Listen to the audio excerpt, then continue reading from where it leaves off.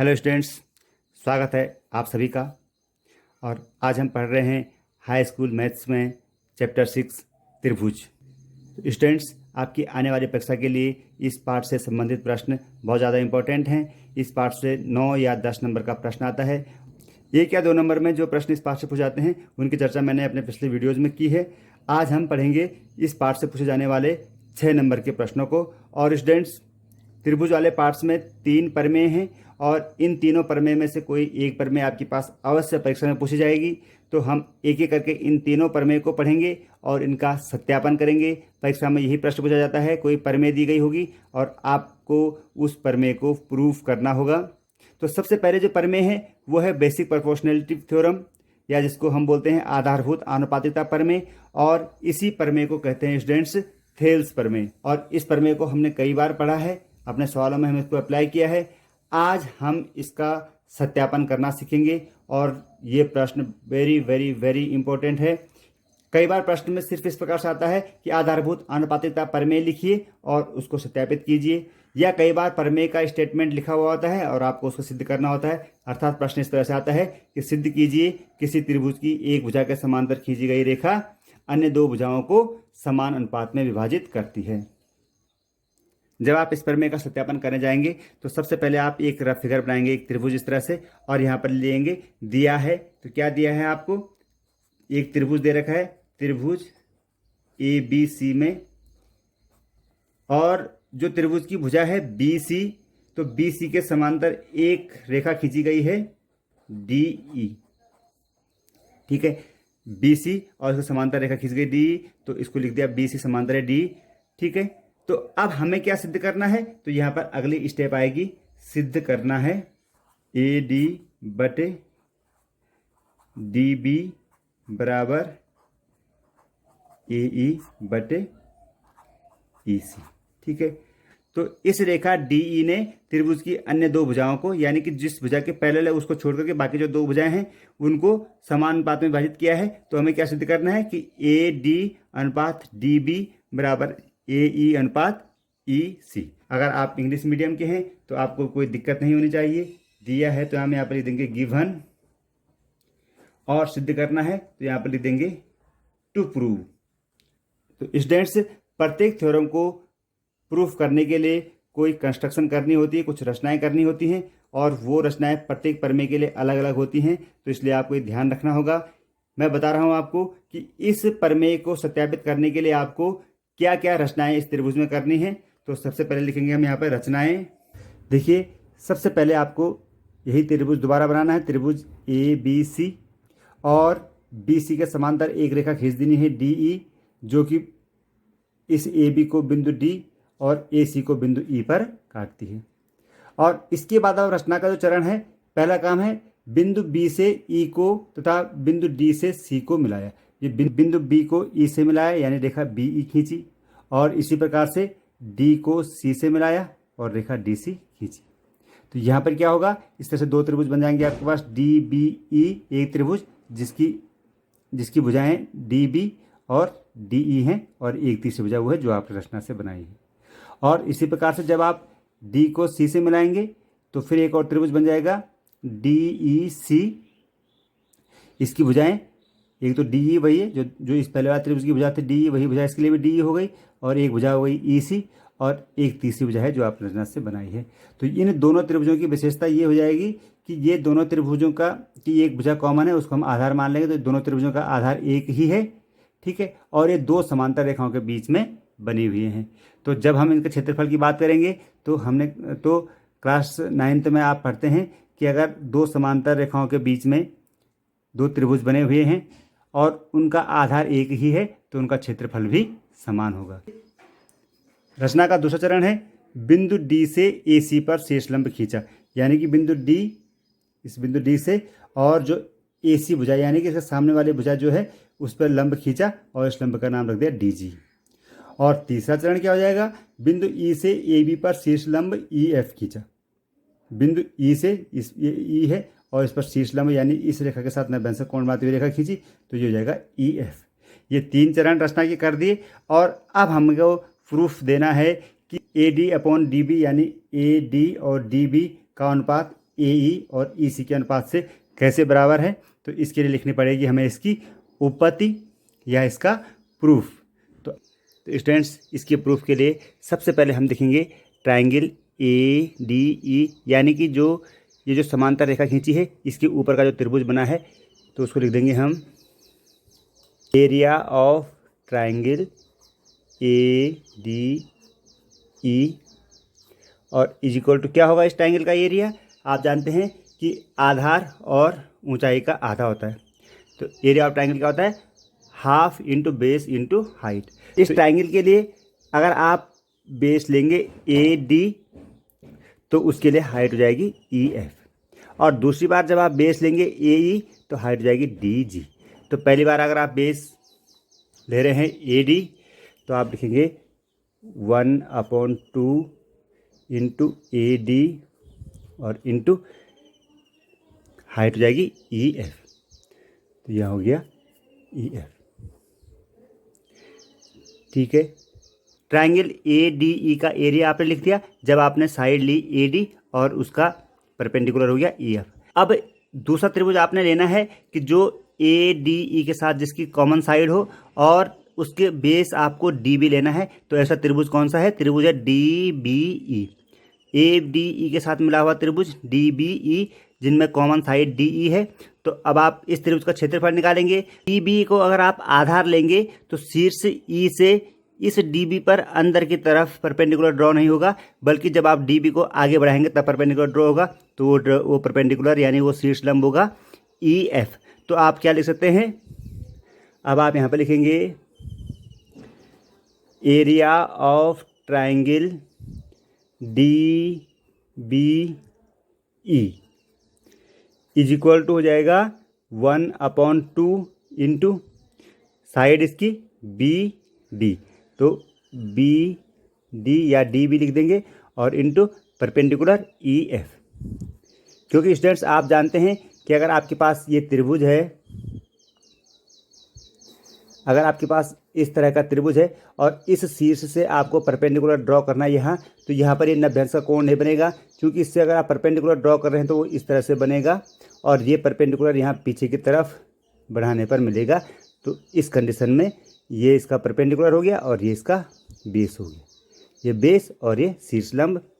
ठीक है, तो यहाँ पर आपने त्रिभुज ए डी ई का क्षेत्रफल निकाल लिया और त्रिभुज डी बी ई का क्षेत्रफल निकाल लिया। अब इन दोनों क्षेत्रफलों का अगर हम अनुपात निकालें तो हम लिखेंगे area of triangle A D E और divided by area of triangle D B E is equal to, क्षेत्रफलों का अगर अनुपात निकालेंगे तो 1/2 से 1/2 तो कट जाएगा और ई एफ से ई एफ भी कट गया। तो आप सिर्फ लिख देंगे इसमें A D upon B D. ठीक है, इन दोनों का अनुपात निकालेंगे, 1/2 से 1/2 कट गया, ई एफ से एफ कट गया। तो ये हो गई आपकी इक्वेशन नंबर 1 जो आगे काम आने वाली है आपकी। ठीक है, अब आप फिर दूसरे त्रिभुज में देखें, यानी कि अब आप दूसरे एंगल से देखें, यानी कि त्रिभुज की साइड ए ई को बेस लेकर के और डी जी को परपेंडिकुलर लेकर के देखेंगे। तो आप लिखेंगे again area of triangle A D E, area of triangle A D E is equal to फिर से क्या हो जाएगा 1/2, और अब इसका बेस हो गया ए ई और उस बेस पर जो लंब खींचा गया है वो है डी जी। तो यहाँ लिख देंगे डी जी। ठीक है, और इसी साइड से लगा हुआ जो दूसरा त्रिभुज है उस त्रिभुज को देखेंगे हम, त्रिभुज ई सी डी। ई सी डी त्रिभुज में क्या होगा, अगर आप बेस इस साइड को ले रहे हैं तो इसका परपेंडिकुलर फिर से डी जी हो जाएगा, जो कि इस रेखा को आगे बढ़ाने पर मिलेगा। तो अब आप लिखेंगे यहाँ पर फिर से एरिया ऑफ ट्राइंगल ई सी और डी। तो ई सी डी का एरिया क्या हो जाएगा 1/2 इंटू उसका बेस है ई सी और इंटू परपेंडिकुलर हो जाएगा उसका फिर से डी जी। अब इन दोनों त्रिभुजों का क्षेत्रफल का अनुपात निकालेंगे। तो आप लिखेंगे A R area upon triangle A D E upon area of triangle E C D is equal to, अब यहाँ पे देखेंगे 1/2 से 1/2 कट गया, तो यहाँ भी देखेंगे अगर आप इनका अनुपात निकालेंगे तो 1/2 से 1/2 कट जाएगा और डी से डी कट गया, तो आपके पास सिर्फ बचेगा यहाँ AE/EC, और ये हो गई इक्वेशन नंबर 2, राइट। अब स्टूडेंट्स यहाँ पर आपको एक और चीज़ क्लास 9th की याद करनी है। क्लास 9th में आपने पढ़ा था कि अगर दो ट्रायंगल एक ही बेस पर हैं और दो पैरेलल साइड के बीच में बने हुए हैं तो उनका एरिया बराबर होता है। तो यहाँ पर वो दो ट्रायंगल कौन से हैं? एक देखो, मैं यहाँ पर इसका रफ फिगर बना रहा हूँ। एक ट्रायंगल तो है ये बना हुआ है और ये ट्रायंगल है DBE, ठीक है। और दूसरा ट्रायंगल क्या है? दूसरा ट्रायंगल ऐसे है कि ये दूसरा ट्रायंगल है DC और E। ये दोनों ट्रायंगल कौन कौन से ट्रायंगल स्टूडेंट्स? DB और E। एक ट्रायंगल इसका इन दोनों समांतर रेखाओं के बीच में बना हुआ है और दूसरा ट्रायंगल D और ये CE। तो ये दोनों ट्रायंगल क्या हैं? ये दो समांतर रेखाओं के बीच में बने हुए हैं, DE और BC के बीच में बने हुए हैं और इन दोनों का एक बेस है, यानी कि एक आधार है, एक ही लाइन इनके कॉमन है। तो इस प्रकार से हम कह सकते हैं कि ट्रायंगल DBE का क्षेत्रफल और ट्रायंगल DCE का क्षेत्रफल क्या है? बराबर है। तो हम लिख देंगे यहाँ पर triangle BDE and triangle ECD are on the same base and between the same parallels DE and BC। त्रिभुज DBE और त्रिभुज DCE का एक ही आधार है और दोनों दो समांतर रेखाओं के बीच में बनी हुई हैं। और अब हम क्या लिख देंगे कि area of triangle BDE is equal to area of triangle DCE, ठीक है स्टूडेंट्स। अब आप इक्वेशन 1 और इक्वेशन 2 को कंपेयर करें तो देखो, इक्वेशन 1 के अंश में है एरिया ऑफ ट्रायंगल ADE और इक्वेशन 2 के भी अंश में है एरिया ऑफ ट्रायंगल ADE।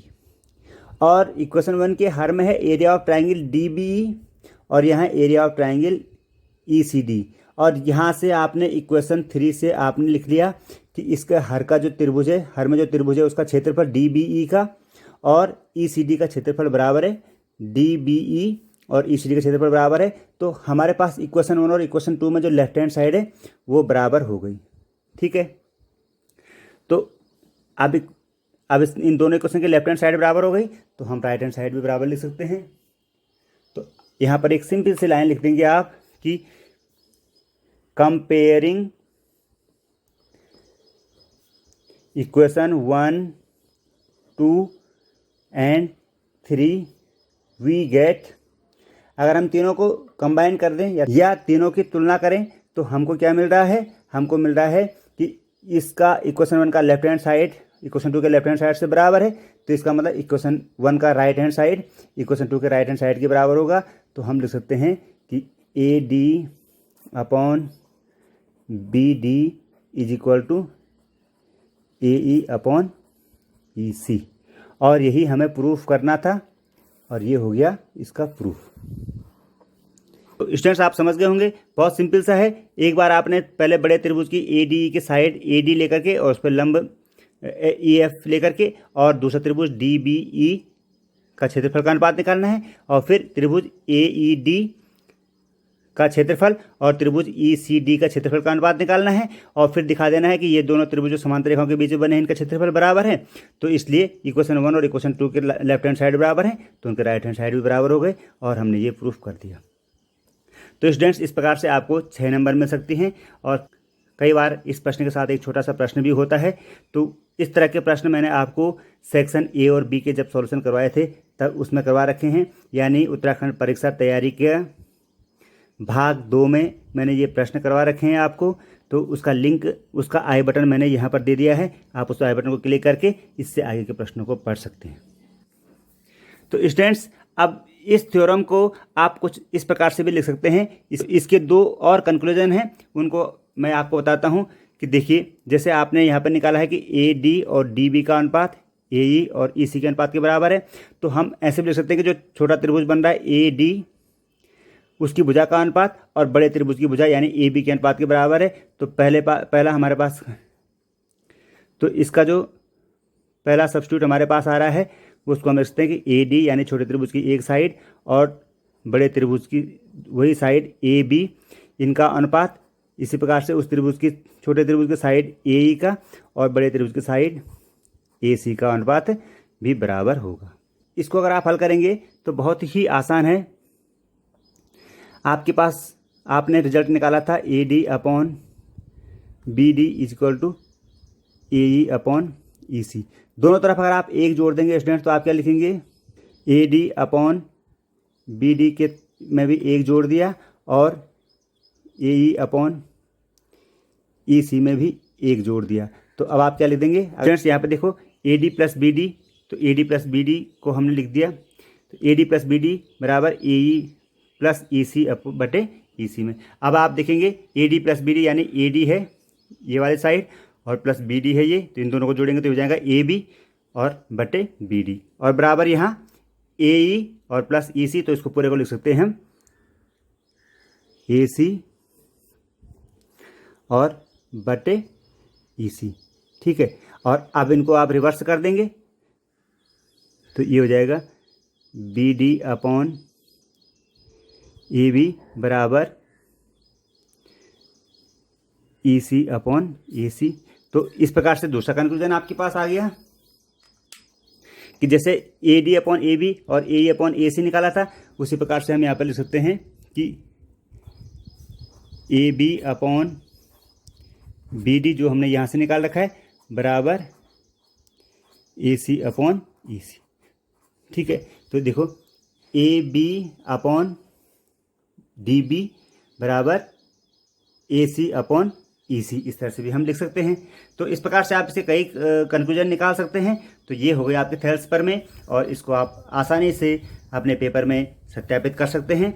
तो आशा है आपको समझ में आ गई होगी। तो आप देखते रहें और मैं लेके आता हूँ जल्दी से एक और नई वीडियो। तब तक के लिए बाय बाय।